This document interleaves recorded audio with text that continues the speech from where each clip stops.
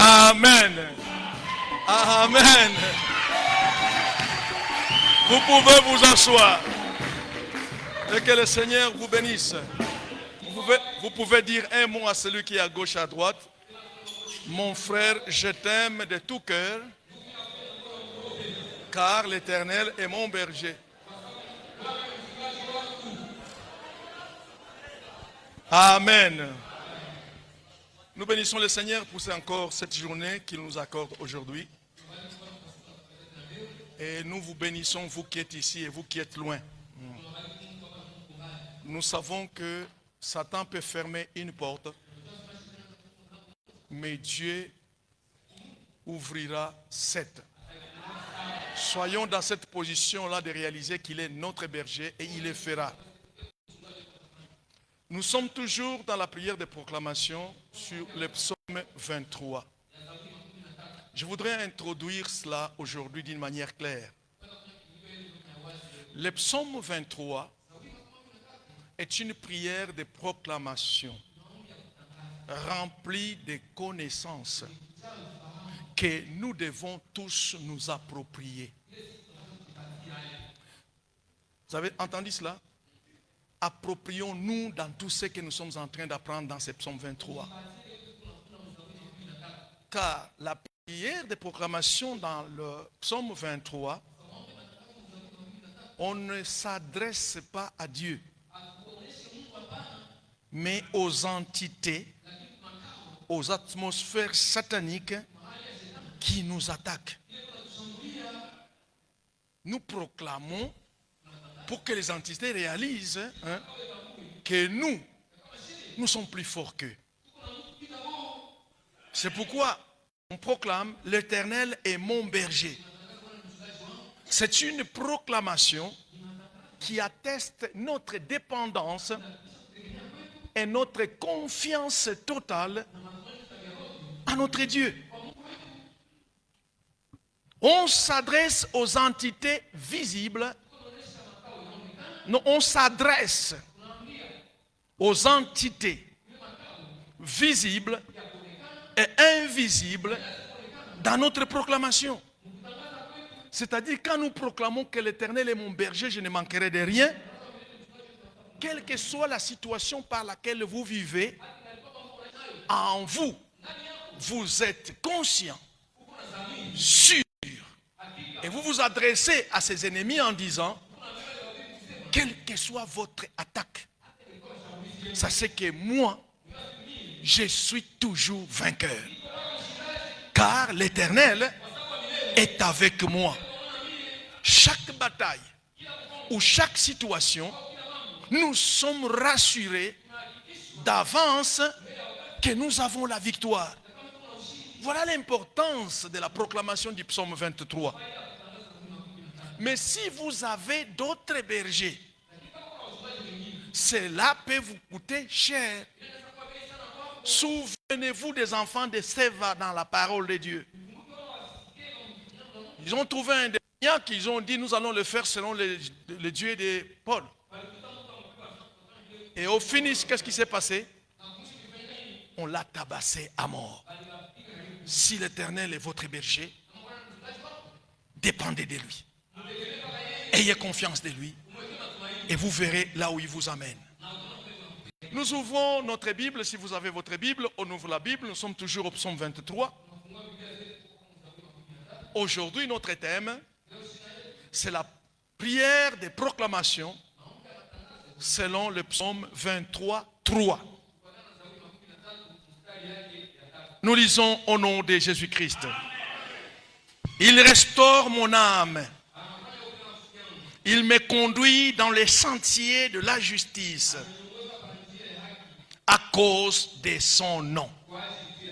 Amen. Vous pouvez vous asseoir et que les Seigneur bénisse ensemble. Quand vous lisez, il restaure mon âme, vous soupirez un peu. Il me conduit dans les sentiers de la justice. Vous soupirez un peu. Et vous terminez à cause de son nom. Qui celui-là? Les noms de qui? Parce que ces choses sont importantes. Mais bien aimés dans le Seigneur, ce verset que nous venons de lire, le psaume 23, verset 3, ce verset aborde les deux grands problèmes de la vie. L'un est largement méconnu et l'autre, il est très poignant. Dis à celui qui est à ta gauche, vous avez entendu ça? Dis-lui, dis-lui. Dis-lui, je reprends. Ce verset aborde les deux grands problèmes de la vie. L'un est largement méconnu. Mais c'est qui est largement méconnu? Il restaure mon âme. C'est méconnu aujourd'hui. L'autre c'est lequel? Et l'autre est très poignant. Parce que nous devons marcher dans sa droiture. Alléluia. Bien-aimés dans le Seigneur, le premier est celui de la satisfaction. C'est pourquoi il est méconnu. Et celui de la satisfaction qui évoque l'idée de rétablissement et de renouveau. Vous avez vu que le psaume répète toujours: mon âme bénit l'Éternel.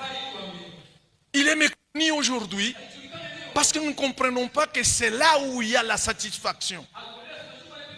La restauration et le renouveau se passent dans notre âme.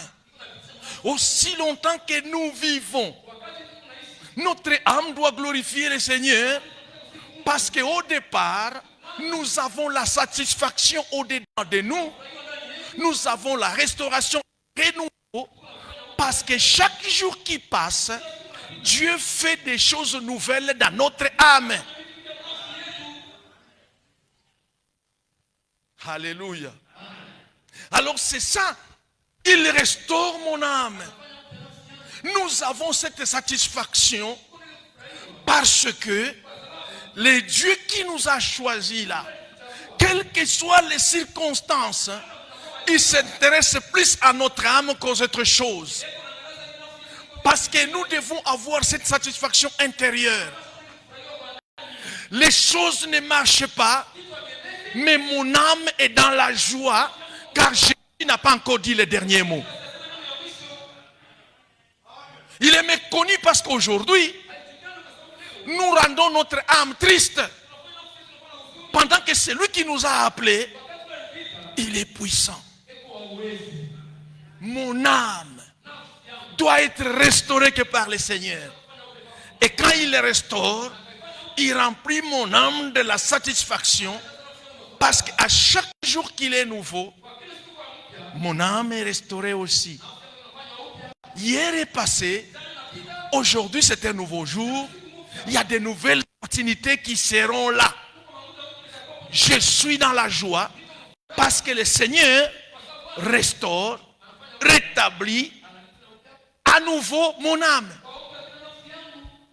Ce qui signifie que Dieu offre du réconfort physique et spirituel. C'est mon âme qui est dans la satisfaction. Si hier j'ai échoué, aujourd'hui, mon âme est dans la joie que je vais réussir. Jusque-là, ça marche? Eh bien, mon temps est limité.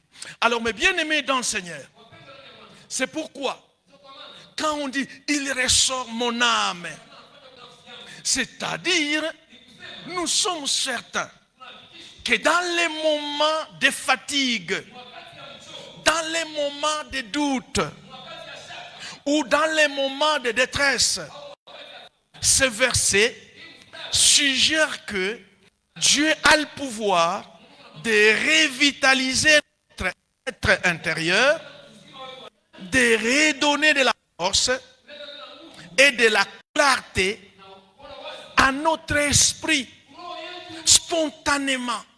C'est-à-dire mon âme qui a été restaurée, spontanément, mon esprit est prêt à chaque jour à agir sur les opportunités que Dieu me donne. Je vais vous expliquer. Vous êtes en train de marcher comme ça, et soudain, votre âme vous dit tourne à gauche. Vous tournez à gauche, vous êtes béni. Il restaure mon âme. Alléluia. Il restaure mon âme. Car l'âme du croyant ne doit jamais perdre cette question.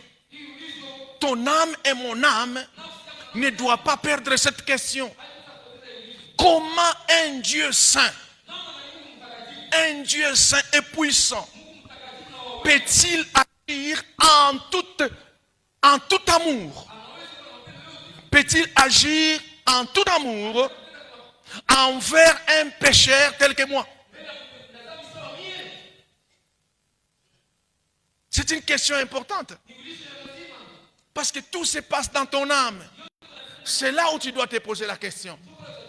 Si aujourd'hui, tu peux prier à quelqu'un et que quelqu'un témoigne et dit « Oh, le Seigneur m'a guéri ».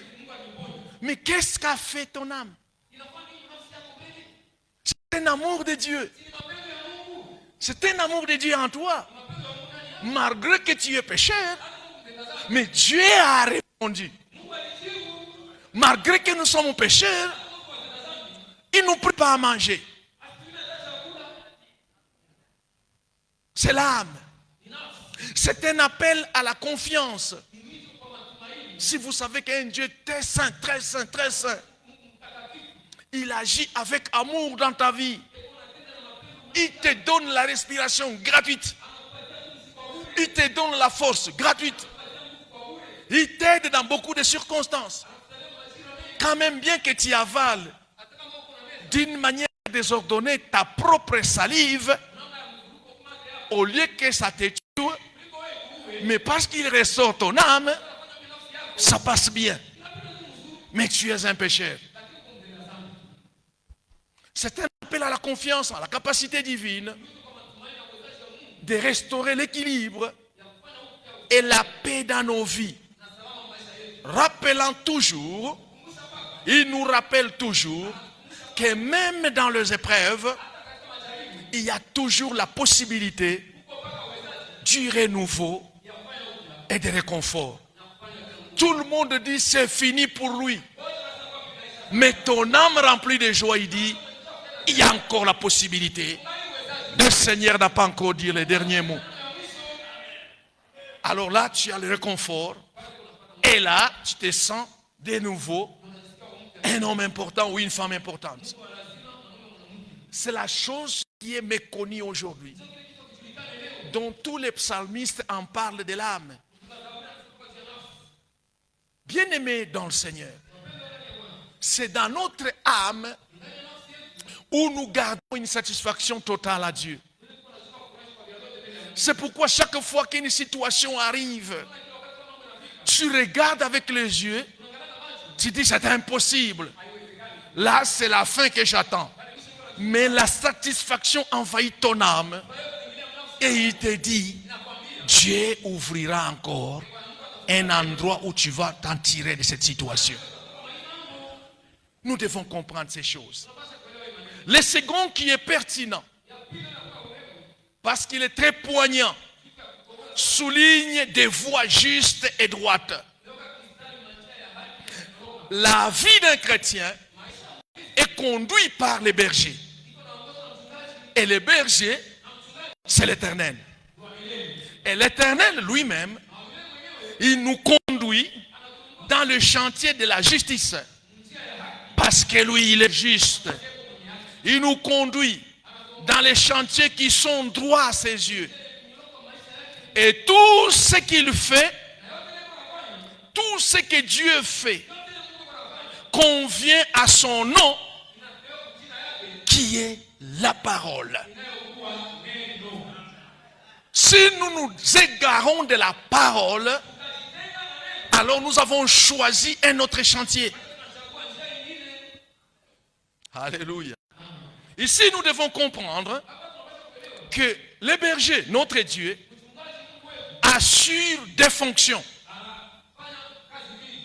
Il assure des fonctions. Parce qu'il me conduit dans les chantiers de la justice à cause de son nom. Là, il assure deux fonctions. La première fonction qu'il assure, c'est la sécurité. L'Éternel est mon berger. La fonction qu'il assure dans ta vie, c'est ta sécurité. Il est là pour te sécuriser.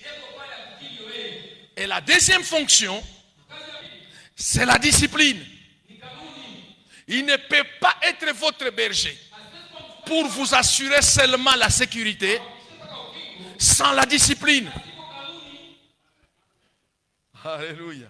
C'est pourquoi la sécurité, c'est Dieu qui nous la donne. Parce que nous devons avoir en nous un cœur qui réalise que aussi longtemps que je suis avec lui, rien ne peut m'arriver. Parce que son rôle, c'est me sécuriser. Elle est importante même dans nos déclarations. Parce que quelqu'un qui connaît que c'est Dieu qui le sécurise, il ne laissera pas une porte ouverte pour la peur.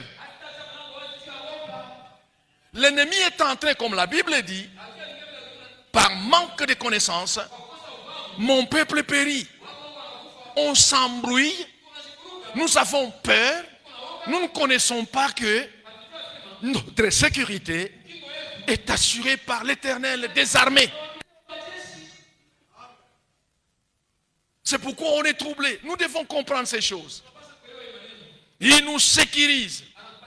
Mais maintenant, quand il nous sécurise, parce que son rôle c'est nous sécuriser, nous les brebis, nous son peuple, en retour de sa sécurité, nous devons lui donner notre confiance. Alléluia. Notre confiance, parce qu'il nous fait marcher dans des chantiers droits. Et alors dans ces sentiers droits qu'il nous fait marcher, et les sentiers de la justice, à ce moment-là, nous avons une tranquillité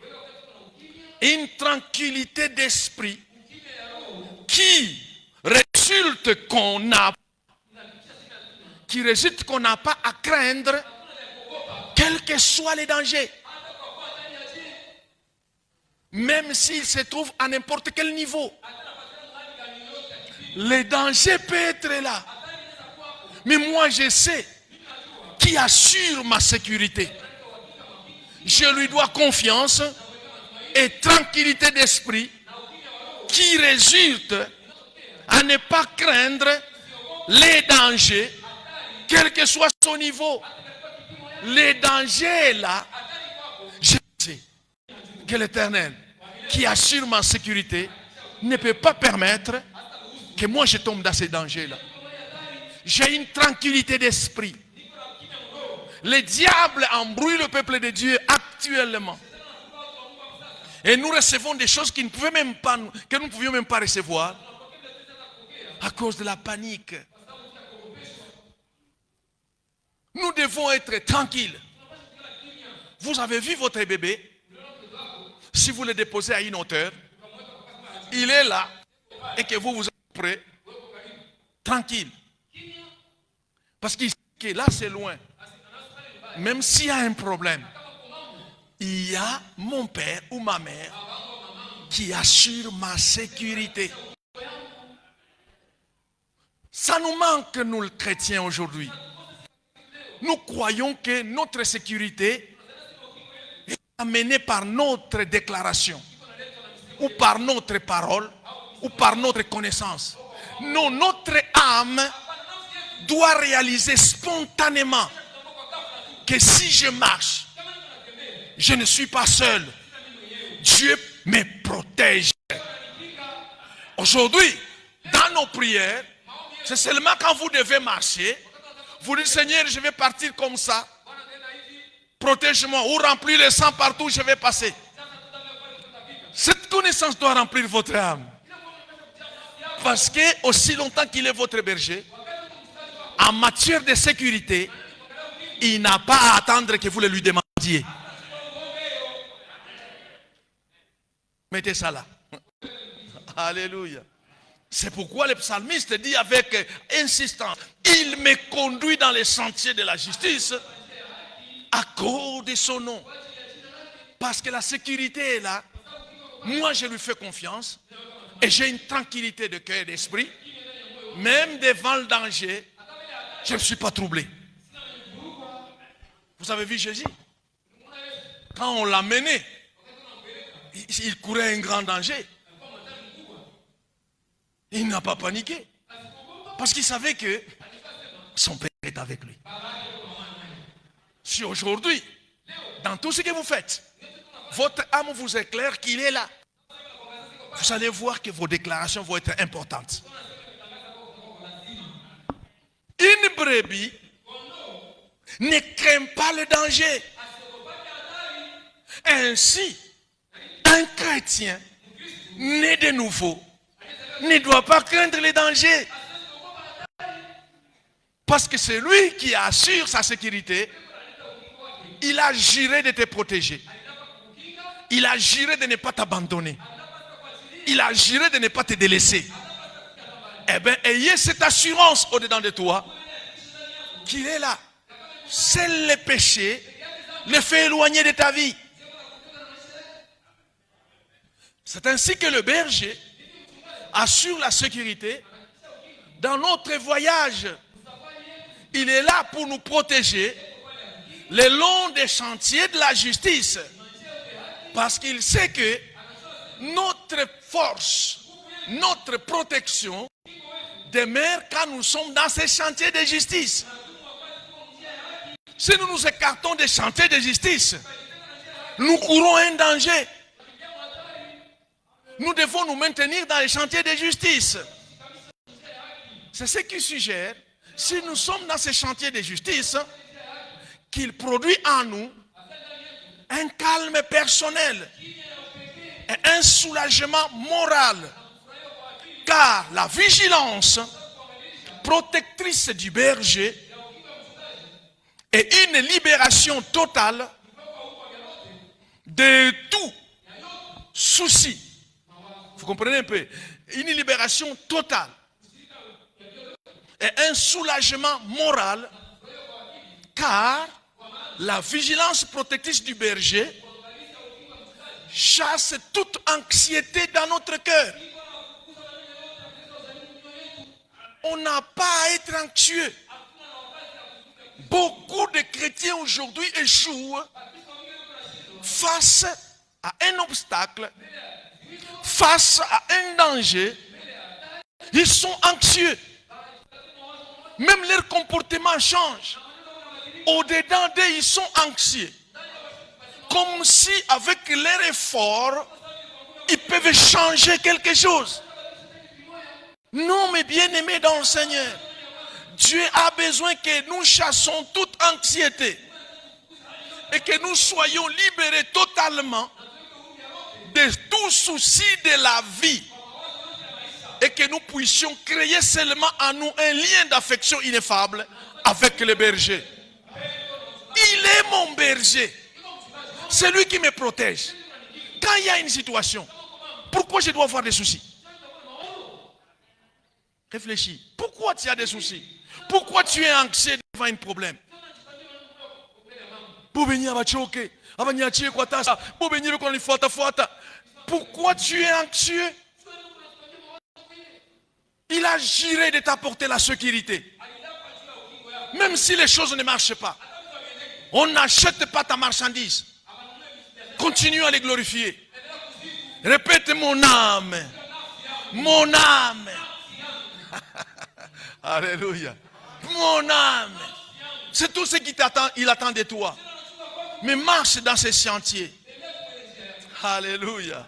Parce que écraille cette amitié, cet amour avec les bergers. Alléluia. C'est pourquoi vous avez vu, Jésus a posé 3 fois la question à Pierre. Pierre, m'aimes-tu vraiment? Il demandait à Pierre que Pierre crée en lui un lien d'affection ineffable. Parce que maintenant, c'est lui le berger. Quelles que soient les circonstances. Yo, maman, mina koufa. Non, ton berger n'a pas encore dit le dernier mot. Pourquoi tu te précipites? Alléluia. La seconde, dans cette sécurité, il y a la discipline. Alléluia. La discipline, parce qu'aujourd'hui, beaucoup, c'est pourquoi nous avons cette pertinent. Beaucoup de chrétiens aujourd'hui, ils s'arrêtent qu'il est mon berger. Ils ne comprennent pas très bien la sécurité. Et encore, ils ne comprennent pas très bien la discipline. Si l'Éternel est votre berger, il assure votre sécurité. Il a besoin de votre discipline. Es-tu une brebis disciplinée ou une brebis indisciplinée? Alors notre proclamation sera efficace si nous sommes des brebis disciplinées. La discipline consiste à suivre des règles, des normes ou des principes pour atteindre un objectif. C'est ça la discipline. Elle consiste à suivre des règles. Est-ce que vous suivez des règles? À suivre des normes. Est-ce que vous suivez des normes de votre berger? Des principes. Est-ce que vous suivez des principes de votre berger? Afin que vous atteigniez votre objectif? Non, il m'a dit, vous serez la queue, vous serez la tête et non la queue. C'est bien, soyez disciplinés. Parce qu'il vous conduit dans les chantiers de la justice. Si vous n'êtes pas discipliné, comment voulez-vous qu'il vous amène à la tête? Silence dans la salle. La discipline, elle est importante. Le berger assure avec droiture la discipline. Mais, quand il y a déviation du brebis, le berger le recadre et le châtie.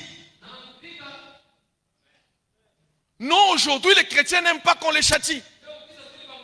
Mais ça fait partie de la discipline. Dis à celui qui est à gauche, j'ai entendu ça.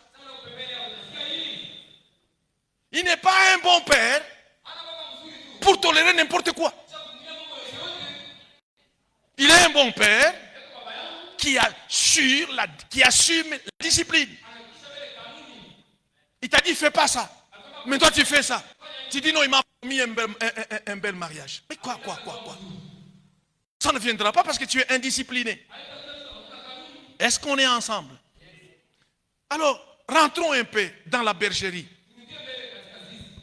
Parfois, une brebis quitte les chantiers et à chaque fois qu'il le fait, les bergers les rattrapent. Ce n'est pas tous les brebis qui vont dans la même direction. Il y a toujours des indisciplinés. Vous êtes avec moi?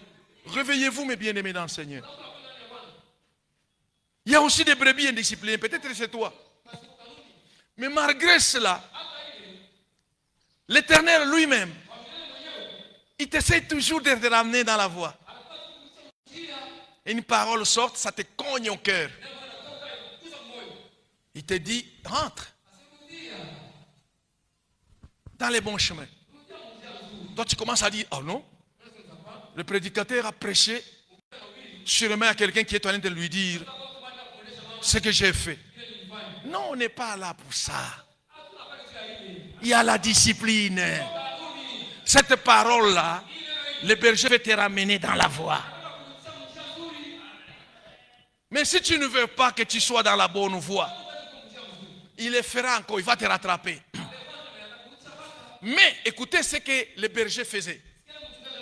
Si la brebis multiplie ses escapades et que le berger doit aller les tirer des crevasses escarpées, il prend son bâton et lui brise une jambe. Réfléchis. Pendant que les autres brebis sont là-bas, l'autre fuit pour aller là-bas. Il arrive là-bas, il s'est fait bloquer quelque part. Chaque fois, c'est toujours la même brebis. Quand il les rattrape, il va toujours de ce côté-là. Le brebis avec son bâton, le berger avec son bâton, prend la brebis et lui casse la jambe. Mukuri na funjika. Non, suivez-moi mes bien-aimés, c'est biblique. Elle lui brise une jambe. Ensuite, il lui pose tendrement une attelle. Donc, il lui met une attelle. Et il porte la brebis sur ses épaules, près de son cœur, jusqu'à ce que sa jambe soit guérie. Maintenant, comme ça, quand il amène les autres brebis qui sont bien, lui, il transporte la brebis qui a cassé la jambe parce qu'elle était tellement trop indisciplinée. Mais maintenant, quand on amène quelque part, lui aussi, il vient, il la dépose là. La brebis n'a pas la position de fuir, mais la brebis peut brouter.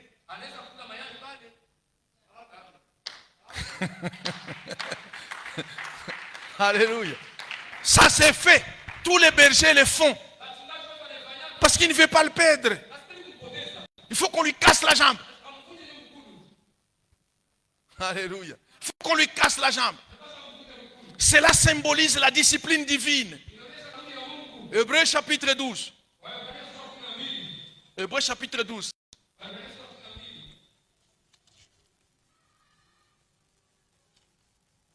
Hébreux chapitre 12, 5 à 13.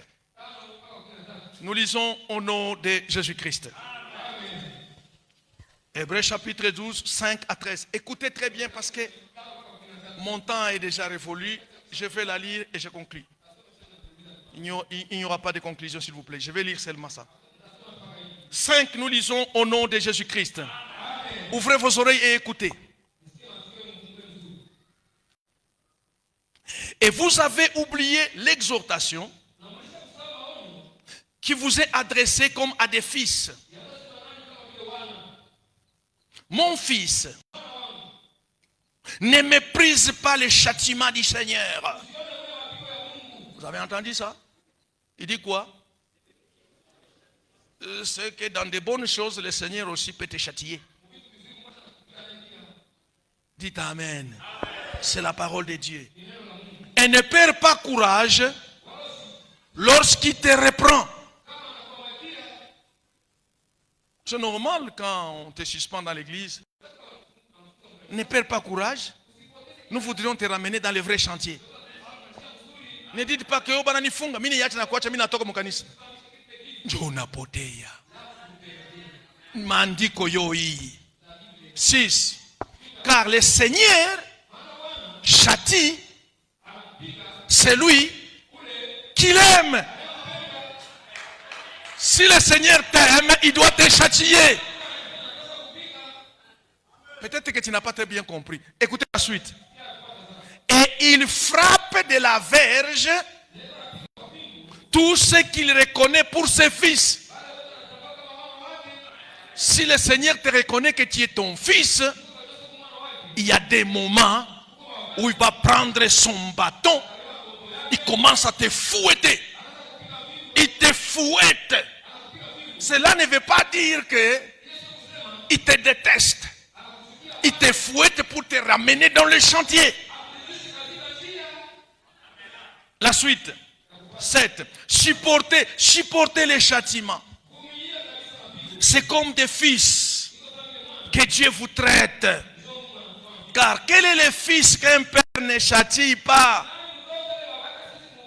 Beaucoup des enfants sont aujourd'hui mal élevés, mal éduqués, parce que leurs parents les l'ont dordoté. Et ni princesse, et ni prince, et ni nyani, et ni baba, et apana kupika baba. Cet enfant grandit et devient fainéant. Parce que vous ne l'avez pas aimé. Vous ne l'avez pas aimé. Si vous l'avez aimé, il faut le fouetter. Il faut le frapper. Vous êtes heureux si vos parents biologiques vous frappez aussi. Sachez qu'ils vous aiment. Si vous avez grandi sans que le père ou la mère ne vous gifle, ne vous frappe, ou même ne vous gronde, oh non. Oh non. C'est pourquoi il y a des parents aujourd'hui qui sont en train de subir des conséquences parce qu'ils n'ont pas frappé, ils n'ont pas corrigé les enfants. Mais les enfants se sont retournés contre eux.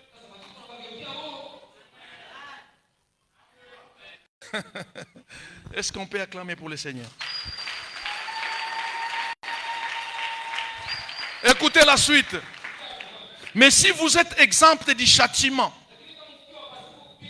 auquel tous ont part, vous êtes donc des enfants illégitimes et non des fils.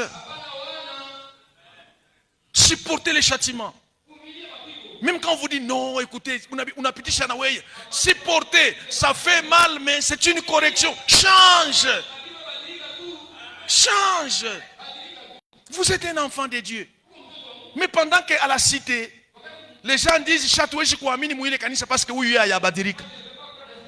Vous voyez la charge que vous avez sur les dos. Jésus-Christ revient bientôt. Bale bantu bote Mungu alikuwekea kumpembeni baokoke, mais wewe unakatala kubadirika.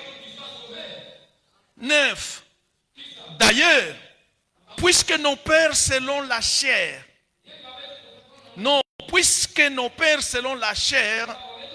nous ont châtiés et que nous les avons respectés, ne devons-nous pas, à bien plus forte raison, nous soumettre au Père des esprits pour avoir la vie? Aujourd'hui dans l'église, quand on vous corrige, wende, parce que mutoto washipo kupata correction ni mutoto illégitime. Mutoto legal ataba na mfukusha ashitakimbia kwao, batamufokea banamupika, me atarudia kwao. Sasa wewe kama wanakufokea banakupika, unakimbia huko illégitime. 10. Nos pères nous ont châtiés pour peu de jours, comme il est trouvé bon. Mais Dieu nous châtie pour notre bien, afin que nous participions à ta sainteté. Il nous châtie pour que nous soyons aussi saints. Il est vrai que tout châtiment semble d'abord un sujet de tristesse et non de joie. Mais il produit plus tard, pour ceux qui ont été ainsi exercés, un fruit paisible de justice. Vous pouvez vous asseoir. Le Seigneur châtie celui qu'il aime et il frappe la verge tous ceux qu'il reconnaît pour fils. Voilà la discipline que le Seigneur nous donne. Soyez bénis. Soyez bénis. Soyez bénis. Soyez bénis. Soyez bénis, mes bien-aimés dans le Seigneur. Alors, ce que vous devez retenir, dans la prière de proclamation selon Psaume 23, 3, il y a des choses. L'âme, Dieu a besoin de la satisfaction qui évoque l'idée de rétablissement et de renouveau. C'est pourquoi la Bible dit, Dieu chaque jour est nouveau. Ton âme aussi, dans la satisfaction, fais-le nouveau. Hier, tu n'as pas mangé, ne pense pas à hier. Hein? Hier, tu as eu des problèmes, ne pense pas à hier. Aujourd'hui. Et alors, nous avions parlé aussi qu'il y a les seconds que nous devons comprendre. Les seconds qui est poignant, c'est les chantiers justes. Parce que il y a la sécurité et il y a aussi quoi? La discipline. Alléluia. Et alors vous devez comprendre ces choses. Que si vous vous êtes éloigné des chantiers de la justice, Dieu va vous ramener là. Par une parole. Mais si vous ne voulez pas, alors il peut vous casser la jambe. La jambe peut être bloquée, votre travail. La jambe peut être une maladie qui ne se termine pas dans vos enfants. Tout l'argent que tu reçois passe aux soins médicaux. Il peut aussi bloquer. Tu vois que les choses ne marchent pas. Alors nous voudrions proclamer, il restaure mon âme. Soyez debout. Le message est terminé. Nous voudrions proclamer et vous pensez à ce que nous avions expliqué ici. 1, 2, 3. Il restaure mon âme. Il me conduit dans les chantiers de la justice. À cause de son nom. Dans son nom, là, il y a